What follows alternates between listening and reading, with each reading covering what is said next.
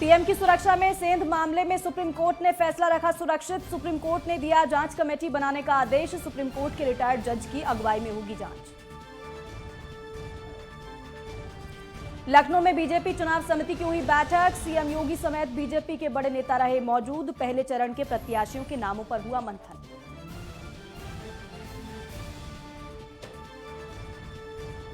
Team 9 की बैठक में सीएम योगी का बड़ा फैसला। सरकारी और निजी ऑफिस में 50% क्षमता के साथ हो काम। संक्रमित कर्मचारी को वेतन के साथ दी जाए 7 दिन की छुट्टी। सितारगंज में फूटा कोरोना बम। 55 स्कूली छात्रों की कोरोना रिपोर्ट आई पॉजिटिव। सभी बच्चों को किया गया आइसोलेट।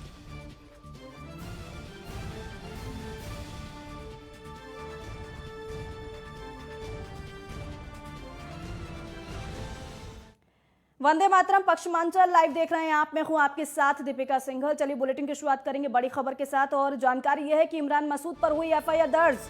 आचार संहिता का उल्लंघन करने का आरोप लगा है। इमरान मसूद पर कोरोना गाइडलाइन के उल्लंघन का भी आरोप लगा है। इमरान मसूद ने हाल ही में कांग्रेस से इस्तीफा दिया था। समाजवादी पार्टी में शामिल होंगे इमरान मसूद, जल्द ही ये भी जानकारी। तो इमरान मसूद पर एफआईआर दर्ज हुई है। आचार संहिता का उल्लंघन करने का आरोप है इमरान मसूद पर। कोरोना गाइडलाइन के उल्लंघन का भी आरोप इमरान मसूद पर है। आपको बताएं कि हाल ही में कांग्रेस से इस्तीफा दिया है इमरान मसूद ने और बहुत जल्द समाजवादी पार्टी का दामन थाम लेंगे इमरान मसूद। तो बड़ी खबर है ये, इमरान मसूद पर एफआईआर दर्ज की गई है। आरोप ये लगा है कि कोरोना गाइडलाइन का उल्लंघन किया है। आचार संहिता का भी इमरान मसूद ने उल्लंघन किया है।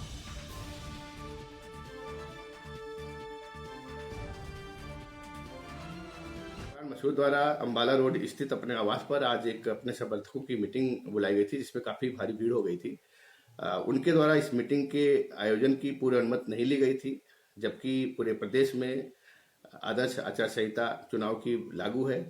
इसके अलावा कोविड-19 के दृष्टिगत जो गाइडलाइंस है उसका भी पालन नहीं किया जा रहा था। भीड़ थी, मास्क नहीं लगाए थे, सोशल डिस्टेंसिंग का ध्यान नहीं रखा जा रहा था।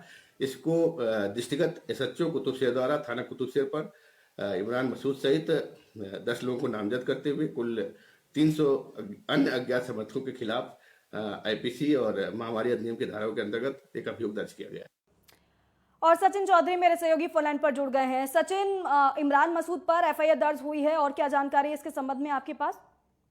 बिल्कुल, देखिए जिस तरीके से आदर्श आचार संहिता का इसको पुलिस ने उल्लंघन माना है, क्योंकि इमरान मसूद ने जो कार्यक्रम होना था उसकी अनुमति भी नहीं ली और वहां पर जो कार्यक्रम हुआ उसके बावजूद वहां पर काफी भीड़ जुट गई। कोरोना नियमों का उल्लंघन हुआ और साफ तौर पर आदर्श जो आचार संहिता लागू है उसका भी वहां पर पालन नहीं हुआ। जो कार्यकर्ता बुलाए गए थे, कोई सोशल डिस्टेंसिंग वहां पर मौजूद नहीं थी और लोग जो है काफी बड़ी संख्या में पहुंच गए। किसी के बैठने की तमाम जो व्यवस्थाएं वहां होनी चाहिए थी कोरोना प्रोटोकॉल के तहत, वो वहां पर नहीं थी। लोगों ने मास्क नहीं लगाया था और इमरान मसूद का जो घर था वहां पर भी खचाखच जो कार्यकर्ता उभर गए। हालांकि इमरान मसूद वहां कोशिश ये कर रहे थे कि कार्यकर्ताओं को किसी तरीके से समझाया जाए, लेकिन वहां पर जो एक प्रोटोकॉल था उसका किसी ने पालन नहीं किया और यही कारण था दीपिका के पुलिस ने लोगों को नामजद करते हुए 10 लोगों को, उसके साथ साथ 300 जो अन्य लोग थे उन पर मुकदमा दर्ज किया। बिल्कुल सचिन, ये भी आपसे जानना चाहेंगे कि कार्यक्रम कहाँ रखा गया था। दूसरा ये, जब अगर अनुमति नहीं ली थी कार्यक्रम की तो फिर प्रशासन को इसकी भनक कैसे नहीं लगी कि यहाँ पर कार्यक्रम हो रहा है और बड़ी संख्या में लोग यहाँ पर जुट रहे हैं? तो कहीं ना कहीं प्रशासन की भी लापरवाही यहाँ पर रही। देखिए, दोनों ही बातें ये हैं कि कार्यक्रम तो पहली बात उनके आवास पर रखा गया था, तो जो मेघ छप्पर का उनका आवास है सहारनपुर के अंदर वहां पर था। थाना कुतुबशेर के अंदर उनका ये आवास चित्राता है। और दूसरी बात ये है दीपिका के पुलिस प्रशासन को जानकारी बिल्कुल थी, क्योंकि वहां पर उस वक्त वहां क्षेत्र के जो दरोगा हैं वो वहां पर मौजूद थे, कुछ पुलिसकर्मी भी वहां पर मौजूद थे। वो यही देखने के लिए आए थे कि भीड़ है या नहीं है, कितनी संख्या में लोग पहुंचे हैं, तो उसी के बाद जो है ये कार्रवाई की गई है। बिल्कुल सचिन, इसके अलावा इमरान मसूद के अलावा कितने लोगों पर एफआईआर दर्ज की गई है? कौन कौन से नाम निकलकर सामने आए हैं? देखिए, बड़े तौर पर तो 10-12 लोगों का नाम है जो नामजद हैं, लेकिन उसके अलावा 300 अज्ञात ऐसे लोग हैं जिन पर मुकदमा दर्ज किया गया है। अब पुलिस धीरे धीरे लोगों को जो है वो कर रही है, उनसे बातचीत करके इमरान मसूद से तमाम जो वहां पर लोग मौजूद थे और जो बड़े चेहरे थे वहां पर, जो कि वहां पर मसूद अख्तर थे, कांग्रेस के विधायक थे, पूर्व चेयरमैन थे, तो ऐसे तमाम वो लोग हैं दीपिका जिनके नाम से शामिल है। ठीक है सचिन, शुक्रिया जानकारी के लिए।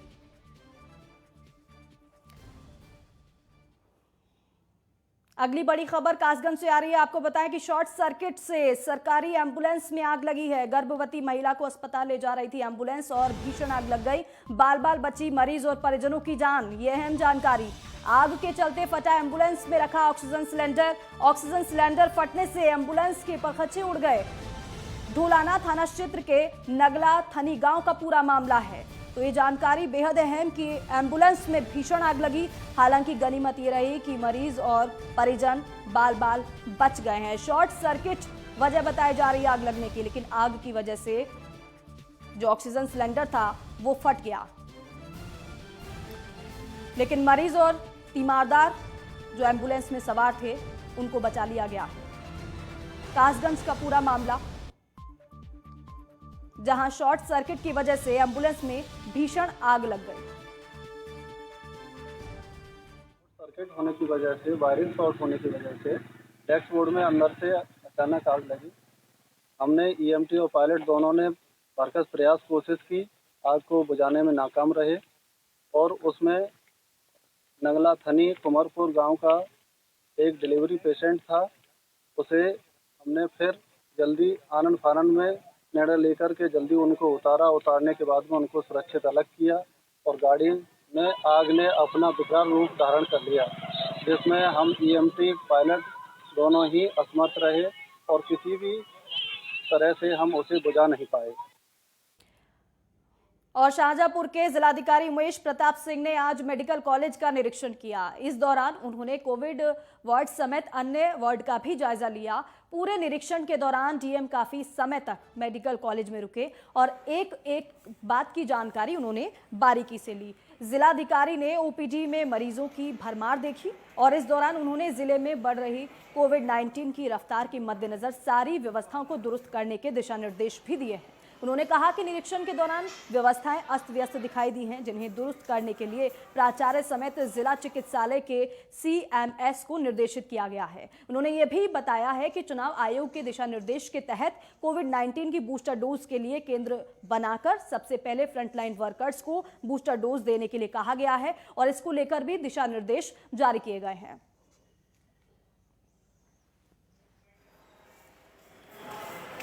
तो उसको कहा गया है वहाँ के जो भी प्रभारी हैं, प्रिंसिपल हैं और जो सीएमएस हैं कि उनको सोशल डिस्टेंसिंग रखते हुए गोले बना कर उसको इंश्योर करें। ड्यूटी लगा दें, वहाँ वार्ड बॉय लगा दें, कई महिला वार्ड बॉय हैं उनको, महिला फीमेल उनको लगा दें, जो उनके हेल्थ वर्कर हैं उनको लगा कर उसको इंश्योर कराएं कि दूरी रहनी चाहिए। और गाजियाबाद में 60 साल से ज्यादा उम्र के लोगों और फ्रंटलाइन वर्कर्स को बूस्टर डोज लगना शुरू हो गई है। गाजियाबाद स्वास्थ्य विभाग की कोशिश है कि जल्द से ज्यादा स्वास्थ्य कर्मियों और फ्रंटलाइन वर्करों को बूस्टर डोज लगा दी जाए। वहीं दूसरी ओर गाजियाबाद में लगातार कोरोना के एक्टिव केसों की संख्या में भी बढ़ोतरी हो रही है, जिसने जिला प्रशासन की चिंता को बढ़ा दिया है। बात अगर बीते 24 घंटे की जाए तो गाजियाबाद में कोरोना के करीब 1000 मामले आए हैं और यही वजह है कि प्रशासन की कोशिश है कि तेजी से वैक्सीनेशन किया जाए और ज्यादा से ज्यादा लोगों को कोरोना का पीक आने से पहले बूस्टर डोज लगा दिया जाए। गाजियाबाद में केसेस जो हैं काफ़ी आ रहे हैं, तो कल भी करीब 1000 के आसपास केसेस आए थे। आपका टोटल नंबर ऑफ केसेस कितने हैं? करीब एक्टिव केसेस के 4500 के लगभग है। ज़्यादातर लोग कहाँ के हैं जो लोग केसेस मिल रहे हैं? ये अर्बन एरिया से, जो शहरी क्षेत्र है उसमें से अधिकतर केसेस मिल रहे हैं और उनके कॉन्टैक्ट से जो सिम्टोमेटिक लोग भी हैं उनकी संख्या। सर, इंद्रापुरम की बात करें तो वहाँ से भी कुछ केसेस आ रहे हैं? हाँ, इंद्रापुरम से भी केसेस मिल रहे हैं, जहाँ की जो एरिया जो है तब इस एरिया से केसेस मिल रहे हैं। सर, बूस्टर डोज लगनी शुरू हुई है, इसके बारे में जानना है। ये प्रिकॉशन जो जिसकी आप बात कर रहे हैं, ये आज से शुरू हो गई है। हेल्थ केयर वर्कर को, फ्रंटलाइन वर्कर को तथा 60 साल से अधिक के आयु के लोगों को, कोमोर्बिड लोगों को बूस्ट जो है आपकी प्रिकॉशन डोज आज से दी जा रही है।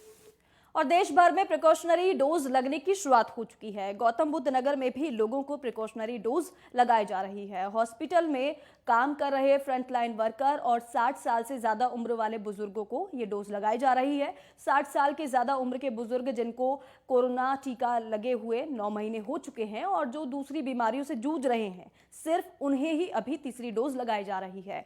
कोरोना के नए वेरिएंट को देखते हुए प्रिकॉशनरी डोज को अहम माना जा रहा है। इट्स एक्चुअली वेरी गुड कि हम फ्रंट लाइन वर्कर्स को वैक्सीनेटेड हम फील हो रहे हैं, वी फील कि हम बहुत प्रोटेक्टेड हैं। एंड आई वुड वांट कि सब लोग जितने भी हैं इंडिया में फ्रंट लाइन वर्कर्स सब अपफ्रंटली जाके अपने आप को वैक्सीनेट करवाएं, सिक्योर फील हो और दूसरों को भी इसकी जागरूकता दे कि वो जाएं और अपने आप को वैक्सीनेटेड करवाएं। और फिलहाल यहाँ हम रुक रहे हैं छोटे से ब्रेक के लिए, फौरन लौट रहे हैं।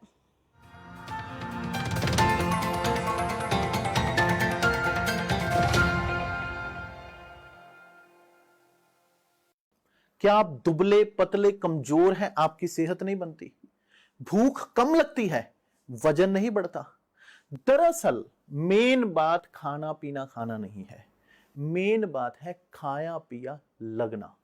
और अगर खाया पिया लगेगा ही नहीं तो सेहत बनेगी कैसे?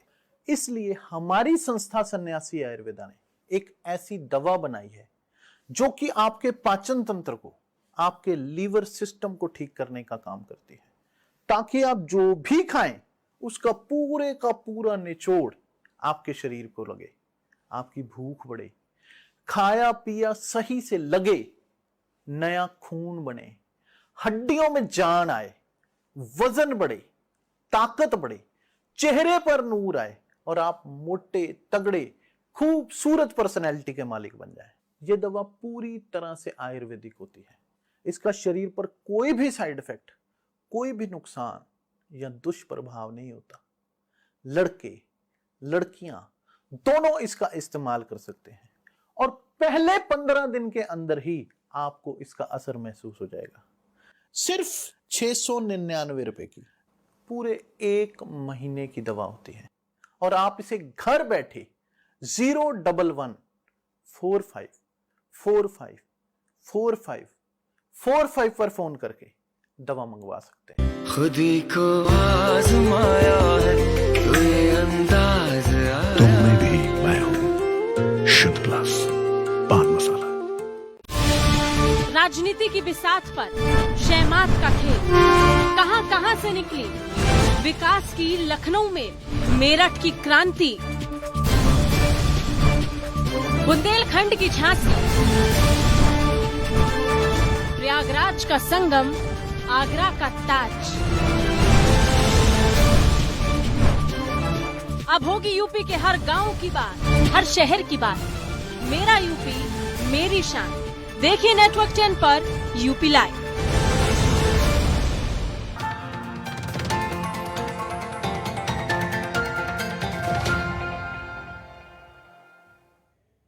चलिए ब्रेक के बाद खबरों में आगे बढ़ेंगे। चुनाव की तारीखों के ऐलान के बाद हर जिले में तैयारी की जा रही है और इसी को लेकर फिरोजाबाद के जिलाधिकारी ने प्रेस कॉन्फ्रेंस की। इस दौरान उन्होंने चुनाव आयोग के नियम और आचार संहिता के बारे में बताया। यही नहीं, उन्होंने लोगों से मतदान करने और लोकतंत्र को मजबूत करने का आह्वान भी किया। जिलाधिकारी चंद्र विजय सिंह ने कहा कि अपराधियों के खिलाफ लगातार एक्शन लिया जा रहा है और इसी कड़ी में 117 लोगों को जिला बदर किया गया है।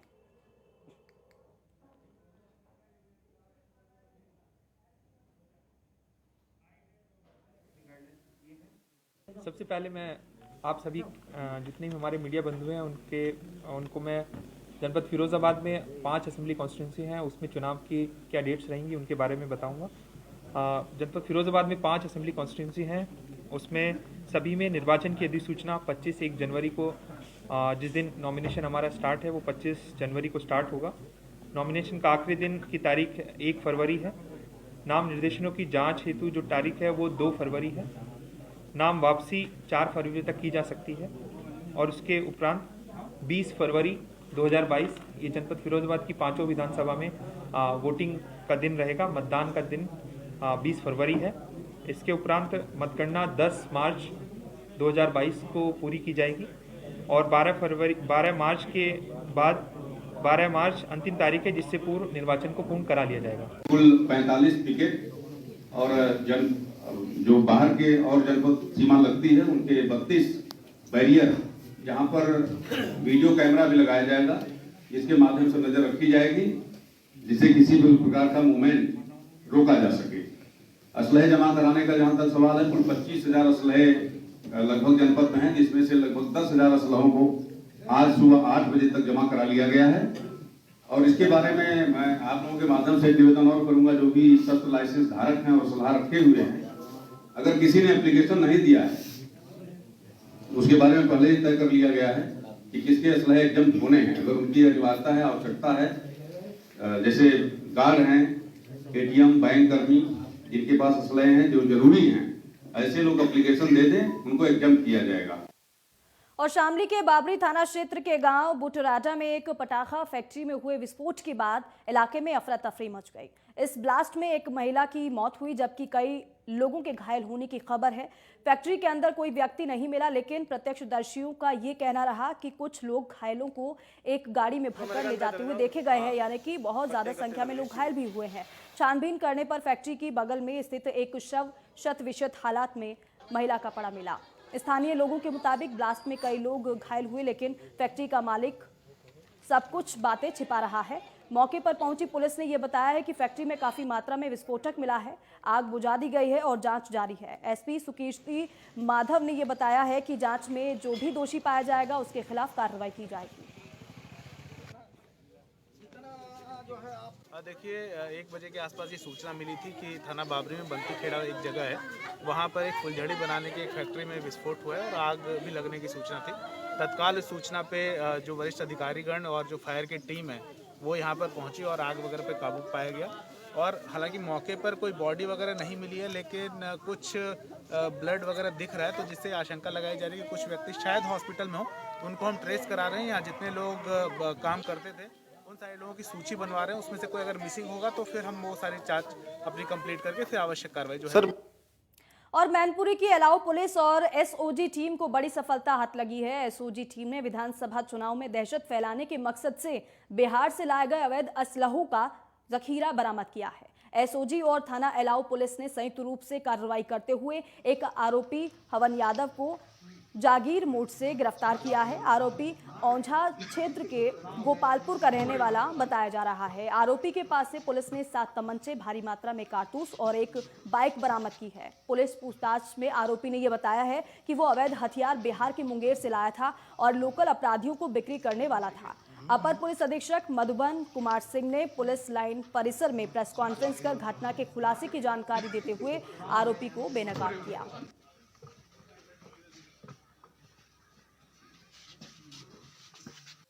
प्रकरण थाना अलाउ पुलिस का है। अलाउ पुलिस को कल ये सूचना प्राप्त हो रही थी कि एक व्यक्ति जो है अवैध शस्त्रों की सप्लाई का काम करता है। इस सूचना पर अलाउ पुलिस और सर्विलांस टीम, स्वास्थ्य टीम ने अपना चेकिंग लगाई, जिसके आधार पर एक हवन यादव पुत्र धीरेन्द्र यादव, ये ईसाई गोपालपुर का रहने वाला है, ये पकड़ा गया।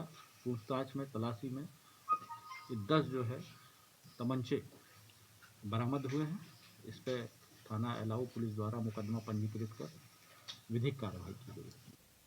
और भारत में प्रसिद्ध गूगल हेलमेट मैन और गौतम बुद्ध नगर ट्रैफिक पुलिस के नेतृत्व में एक संकल्प यात्रा निकाली गई, जिसमें लोगों को ट्रैफिक से संबंधित जानकारियां दी गई। जो बाइक सवार रोड पर 2 पहिया वाहन चलाते वक्त हेलमेट पहने बगैर यात्रा करते हैं, उनको जागरूक करने का काम किया गया।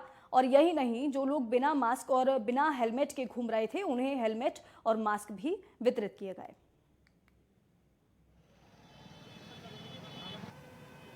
इस वक्त हम मौजूद हैं ग्रेटर नोएडा के सूरजपुर के मुख्य चौराहे पर, जहां पर हेलमेट मैन की संकल्प यात्रा निकाली जा रही है। आप तस्वीरों में देख सकते हैं कि किस तरीके से जो लोगों को लगातार जागरूक किया जा रहा है यातायात पर चलने के लिए, और जो वाहन हैं जिनके पास स्टिकर नहीं है उनको भी जो है जागरूक किया जा रहा है लगाकर। ऐसे में हमारे साथ डीसीपी ट्रैफिक हमारे साथ मौजूद हैं बातचीत करने के लिए।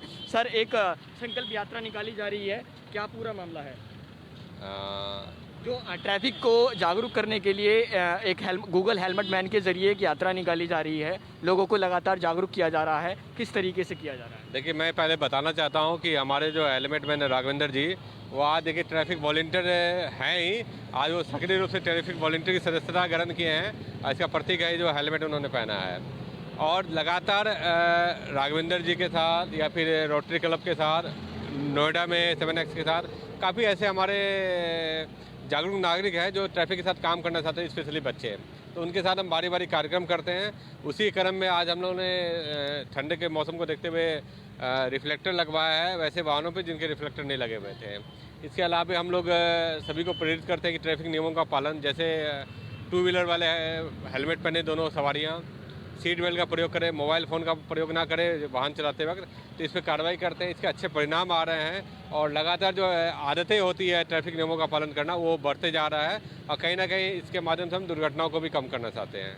ठीक है, इसी उपलक्ष्य में हमारे साथ बात करने के लिए गूगल हेलमेट मैन भी मौजूद हैं। सर, किस तरीके से यात्रा निकाली जा रही है, क्या पूरा? ये बहुत ही अच्छा है। गौतम बुद्ध नगर के अंदर जो दुर्घटनाएं हो रही थी, स्पेशली जो आज traffic DCP Ganesh Saha sir के नेतृत्व में चेतना, जो चुनौतियां हैं सड़कों पे जो आम चलते हुए किस वजह से दुर्घटना हो रही है सड़क में, उसको रिफ्लेक्ट को लेकर के, जो हेलमेट नहीं लगा रहे हैं उनके प्रति देख करके, और जो ट्रैफिक वॉलंटियर्स, जैसे आज स्पेशली उन्होंने ट्रैफिक हमें वॉलंटियर्स मुझे पहना है, एक कैप भी दी, और उसी तरीके से यहाँ की जनता को, हर किसी को एक ट्रैफिक वॉलंटियर्स के लिए आह्वान किया जा रहा है ताकि आने वाले भविष्य में सिर्फ पुलिस की जिम्मेदारी न रहे बल्कि आम जनता का नागरिक बने और किसी न सड़क दुर्घटना को कम किया जा सके।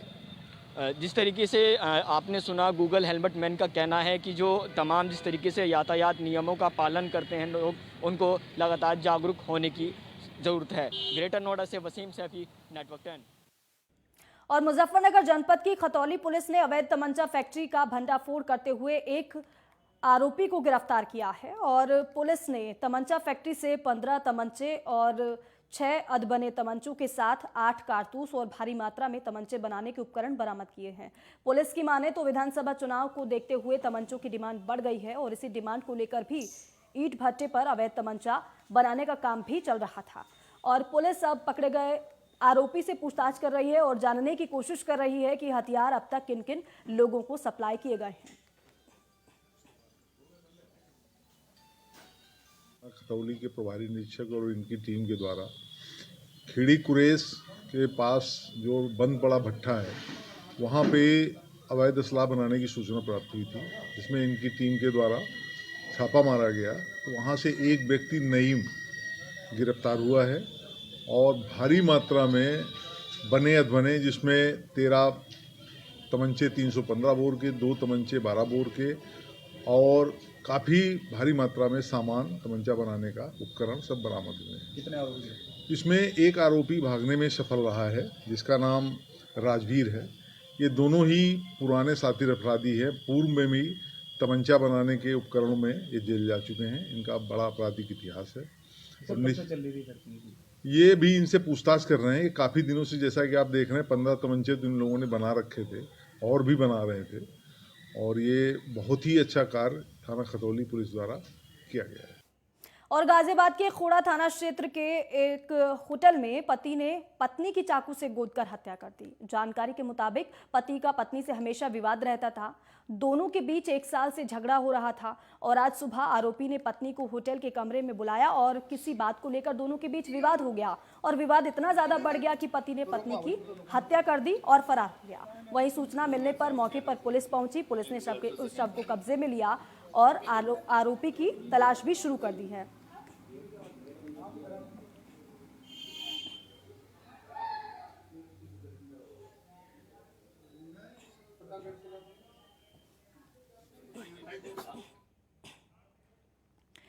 और इसी के साथ ही फिलहाल इस बुलेटिन में बस इतना ही। जय हिंद।